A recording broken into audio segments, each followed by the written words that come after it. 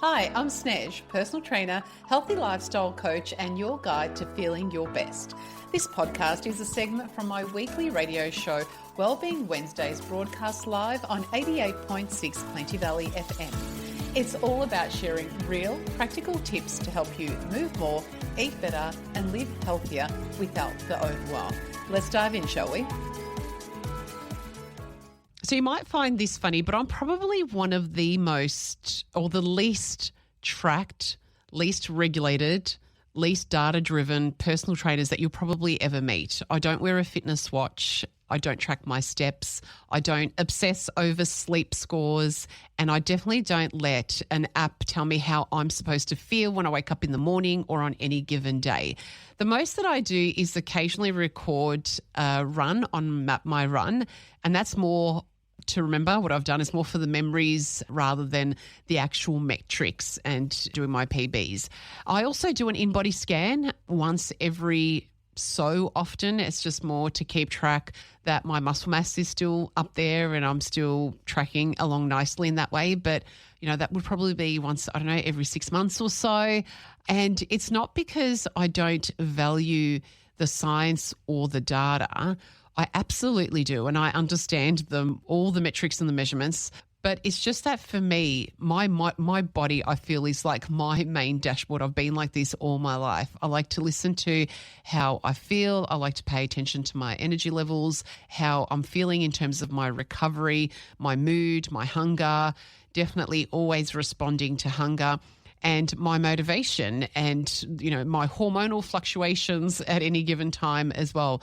And that kind of awareness for me is a form of tracking, but it's a more intuitive one. And a lot of people do use watches, rings and apps, and especially at the start of the year when we are feeling more motivated and we're ready to get really serious about our health, these tools can be super, super helpful. So I'm not discounting the tools, but as I move into this segment, I'm just giving full disclosure that it's not something that I use myself. I have been bought a Fitbit years and years ago, and I just don't like the feel of it. I don't like the use of it. So I definitely like to be a little bit more intuitive in terms of how I self-regulate and the way that I feel. But these tools can be super helpful. They can make movements more visible and just see, 'cause a lot of the time we do definitely overestimate how much we move and we underestimate how much we eat. So there is definitely quite useful to be able to see what we are actually doing. And they can show us patterns over time, and they can also motivate us with reminders and streaks, because it is really easy to be distracted at work, especially when we're tracking water, say, for example, or we need a reminder to make sure that we are getting to bed in time, that sort of thing. So it can be used as a way to bring a more awareness or to direct us, I guess, in quite a distracted world that we live in. But you've probably done it yourself where you start pacing your hallway or around your house because you look at your watch and you're 1,000 steps short, or you're looking at your tracker, for example. And sometimes that's exactly what you need. Like, you need that little bit of a nudge to get you moving. So then the question is, if I'm recommending them but not using them myself, are trackers good or bad? And I think the real question is, the most important question is, do you feel that these trackers and devices are supporting you, or do you feel that they are stressing you out? And this is where things can quietly shift from being helpful to being quite a burden on you or have quite a negative impact. And so if you think about it, if the first thing that you do in the morning is to check your sleep score or to weigh yourself and let that number decide how you're allowed to feel today, then that's not really being supportive of you. And it's really interesting, especially with sleep, where we don't actually think about how we are feeling. We can look at the time, and I'm guilty of this as well. So I don't have a sleep tracker, but I know that if I've had I can just look at the time, and if I know that I've just had 6.5 hours of sleep or 6 hours of sleep, rather than actually paying attention to how I'm feeling, I'm thinking, I'm just going to be exhausted today. Like, why did I do that to myself?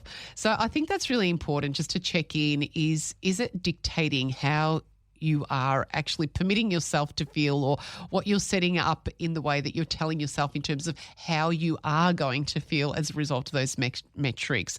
So if you override your body because your watch says you should train harder, even though in any given moment you're feeling exhausted, then that's not being intuitive. And the other thing that can be quite detrimental as well is if you miss a streak and it makes you feel like your whole day is a failure, then that's not being very kind, and it can be quite negative, because then you might find, well, you might wait until Monday or the next month or the next year to start your streak again. So we need to make sure that we are being quite kind to ourselves, because the thing is that our nervous system doesn't work too well. It doesn't thrive on pressure.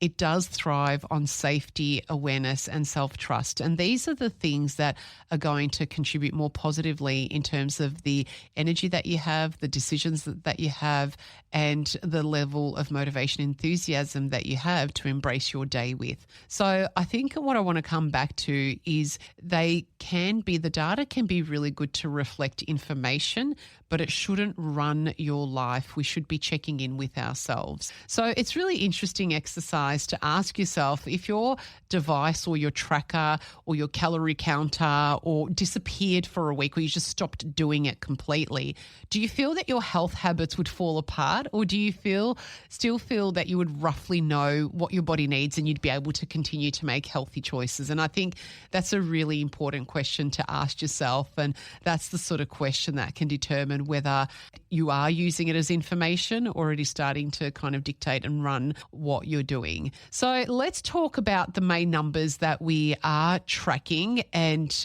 let's unpack how positive, useful they are, and how we can think of them a little bit differently, I guess. So the first one is steps. That's sort of the most heavily tracked one. And more movement is always going to be a win. So that's definitely something that we want to increase more of. But the thing is that we don't need to achieve the 10,000 steps every single day to be healthy, because our days vary. And for most of us, even if we get 6,000 to 8,000 steps done consistently, it is going to be quite powerful and have quite a positive contribution to our health. So that's one to sort of be aware of, is that we don't need to always get that perfect amount in. The second one is heart rate zones. And this is another thing. We don't need perfect percentages, and our body fluctuates on its own. It varies from day to day in terms of what our heart rate does, based on how much sleep we've had, based on the temperature, based on what we've eaten, based on our stress levels, our decision making, what sort of an environment we're in, if we're in a stressful environment, if we're a calming environment. There's a lot of variables there to begin with. But when we are using heart rate zones, then we can definitely push ourselves a little bit more rather than our perceived values. But we just need to be mindful. And the thing is that when we're going for an easy pace, we can regulate that through conversation. And if we can still carry a consistent conversation, then that's an easy pace. A moderate pace is where it's an effort and your breathing starts to become a little bit more irregular, and that's a good way to dictate how hard you are working. And then a hard effort is when it is quite difficult to talk, and so we can include those in bursts, but it shouldn't always feel like that. So your body already tells you a lot and gives you a bit of an indicator of your levels of exertion and how you should be feeling when you are going for a walk or doing some sort of a cardio exercise. So it is good to use the heart rate zones, but just make sure to check in with how you are actually feeling. The sleep scores, they can definitely show us patterns. You can sort of get a really clear understanding of how stress or late nights or alcohol actually affect you. The information is super interesting. But the real foundations are quite simple. Make sure that you're having a wind down routine. Make sure that you're having a consistent sleep time. Make sure you're getting less screen time before bed. Your body already knows also on waking whether it's rested. You are going to feel rested in your body. You'll find that you're able to control your food choices a lot better throughout the day. You won't be craving sugar as much. much. You'll feel that your decision making is better. You won't feel as grumpy with people.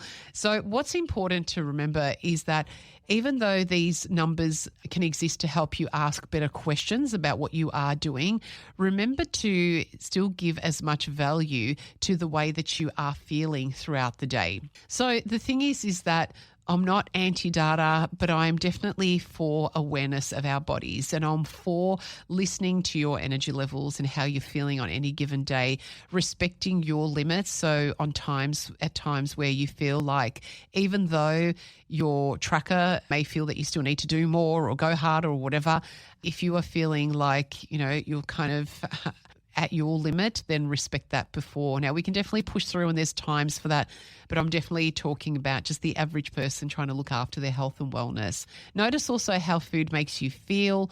Honor your body when you need rest, and also move because it feels good. And you may find, like I'm starting to feel right now, I need to, when I go into the next song, I will be getting up and walking around, getting some water because I'm feeling thirsty, and I'll be sort of moving my hips around. I've been sitting for a long length of time. I went for a big run yesterday and I did a big weight session this morning. So I am feeling like I definitely need to move. But the thing is that when you're kind to yourself, you'll find that consistency becomes more natural and you'll feel more inclined to be consistent. So these are some gentle rules to have a healthy relationship with tracking. Make sure to use data to notice patterns, not to judge yourself as good or bad, or you did well today or you were terrible. Once a week, use them to ask, well, what went well? What small tweaks can I make that I could probably try next week? Check in with your body as well as check in with your device. How do I feel? Then also look at your data. And if your body and your tracker disagree, let your body have the final say. Pick one metric to care about for the month, whether it's better sleep or more steps or more strength sessions, but you don't need to track everything because it can be quite overwhelming when you're trying to track everything. So your device is the tool, it's definitely not the boss, and your body is definitely a lot wiser than what we give it credit for.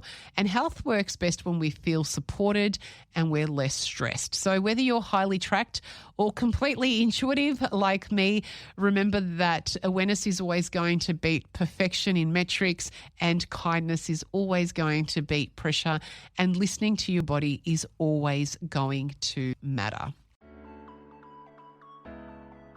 Thanks for joining me on this segment from Wellbeing Wednesdays, as heard live on 88.6 Plenty Valley FM. If you enjoyed this episode, share it with someone who might find it helpful, and subscribe so you never miss a show. Want to catch the live broadcast? Well, you can tune in Wednesdays from 12 till 2 p.m. on 88.6 Plenty Valley FM, or find my info on Wellbeing Wednesdays with Snez, the Facebook group. Take care, stay healthy, and remember, it's the little choices every day that create big changes. Talk soon.